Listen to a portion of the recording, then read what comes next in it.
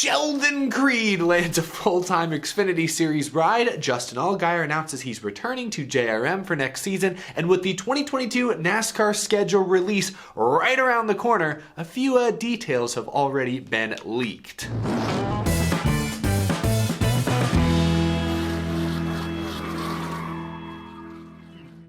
How's it going, y'all? My name is Eric. Welcome to Out of the Groove. A lot to react to today. We'll get to all the NASCAR news in just a moment. First, you may have seen my announcement yesterday on my other social media platforms, but yes, I have joined the dark side. I officially have a TikTok account, channel, presence, whatever it's called, just for fun, trying it out, sharing some fun clips and whatnot. So if you have a TikTok, I encourage you to go follow it. That link is down in the description below. Also, this episode is sponsored by my friends at Wenzel's Farm. Wenzel's Farm is a premium provider of small batch meat snacks and products. They come in all sorts of different flavors: spicy, beef and cheddar, and of course classic beef. These are just the first flavors I grabbed out of my pantry, but they actually have over 13 varieties. Real meat for real life, no fillers, no artificial colors or flavors, no corn syrup. We brought a bunch of Wenzel's Farm snack sticks to Darlington, as a matter of fact. We're giving them away to fans and people couldn't get enough of them. People were coming back for more, you know? These things went fast. That's how delicious they are. They also have their own premium line of beef jerky products. Be sure to give Wenzel's Farm a try for yourself. There's a special offer for fans of Out of the Groove. If you use code FUEL at checkout, you can get 20% off your order at wenzelsfarm.com. That link is also down in the description below. Thank you to Wenzel's Farm for sponsoring Out of the Groove and fueling race fans everywhere. First things first, before we get into Xfinity Series silly season stuff, let's talk about a weird silly season rumor real quick that Matt DiBenedetto tweeted about. Sunday night, Matt DiBenedetto tweeted, "The news floating around that I signed with Colleague Racing for next year is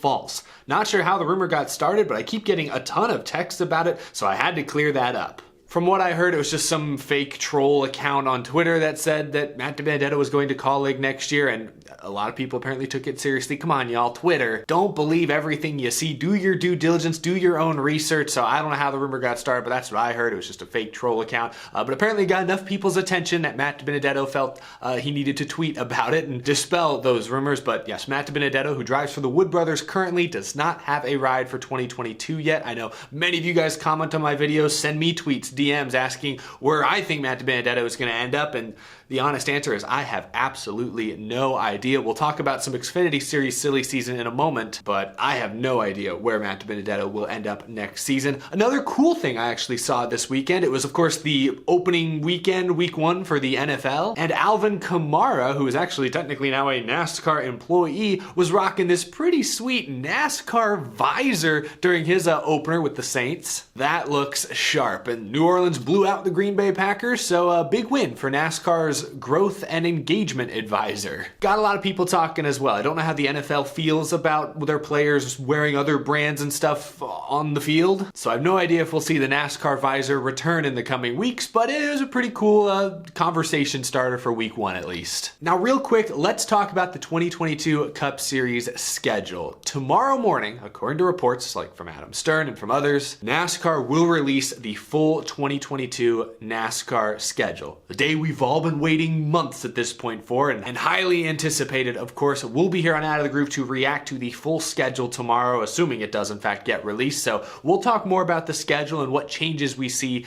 in just a few hours, I guess. But I do want to mention one big leak we've gotten ahead of time. Adam Stern from Sports Business Journalist talked about this in recent weeks already, that Gateway, the racetrack near St. Louis, is expected to get a Cup Series date, but late last night, the St. Louis Post-Dispatch confirmed that yes, Gateway, otherwise known as Worldwide Technology Raceway, will land a Cup Series date next season. It appears as though it will be over the summer sometime. I don't think a specific date was not given in the article. But yes, any St. Louis fans out there, it does appear as though the Cup Series is heading to Gateway. Pretty exciting stuff. We've heard rumors for months now that NASCAR is looking to add some quote-unquote shorter ovals to the 2022 schedule. Gateway's 1.25 mile long. The Truck Series has raced there for years. The IndyCar Series is a staple there. It's bigger than New Hampshire or Phoenix, but because of the flat corners, the close quarters racing that leads to, it races a lot like a short track. I'm excited to see Gateway on the schedule next season, bring a NASCAR Cup Series date to a new market, I guess. I'll be curious to see how it lines up with the Truck or Xfinity Series schedule. Maybe it lines up some way with the IndyCar schedule as well. Hopefully we find out much more tomorrow morning. So I'm gonna leave it at that for now, but first impressions, I love the idea of more short ovals. As we've talked about on this show countless times now,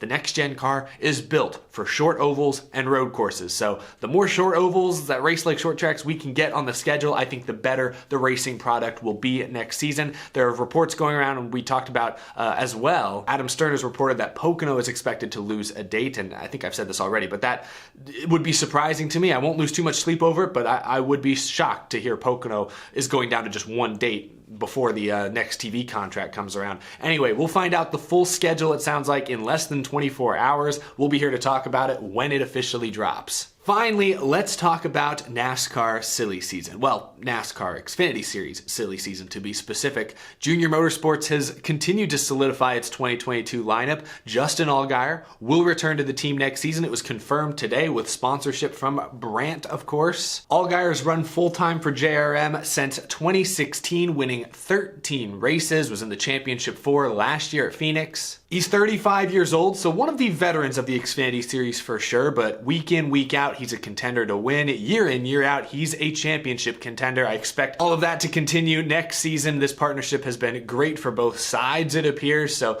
now that's 4 full-time drivers Junior Motorsports has confirmed for next season. We've already talked about Sam Mayer. He's under contract for next season full-time. Josh Berry, Dale Jr.'s boy, he will race full-time for JRM next year. Noah Gragson announced just a couple weeks ago that he's coming back for another full-time season. Now add Justin Allgaier into the mix. That's 4 full-time JRM cars.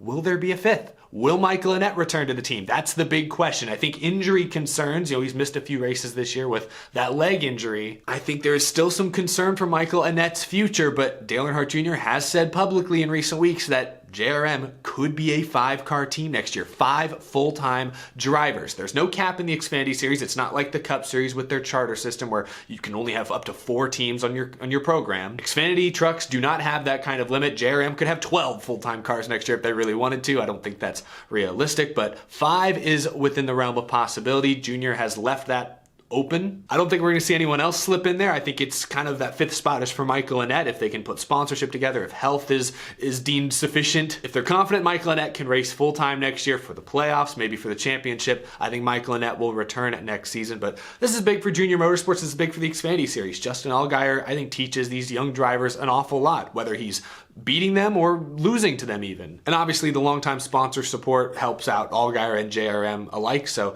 this is a big win for Dale Jr. and Junior Motorsports, that whole race team. And I'm sure a lot of longtime Junior Motorsports fans will be happy to hear Justin Allgaier is coming back for another go. Now, another Xfinity Series Chevrolet team, but not Junior Motorsports, was in the news today. Richard Childress Racing announced that Sheldon Creed, that's right, the defending Camping World Truck Series champion, will join their Xfinity program next season full-time. A big, big deal for the young driver from California. Sheldon Creed, of course, won the Truck Series championship last year. He really burst onto the scene, winning 5 races for GMS and, of course, locking in the championship at Phoenix. He's a member of the Chevrolet Driver's Edge development program, so it makes sense that RCR Chevy team would look to that camp, I guess, for their future talent. This is huge though for Sheldon Creed. He's the driver who said earlier this summer, when asked about his future plans, that he doesn't want to become the Truck Series regular. He wanted to move forward. He wanted to land a competitive Xfinity ride. That was his goal going into 2022,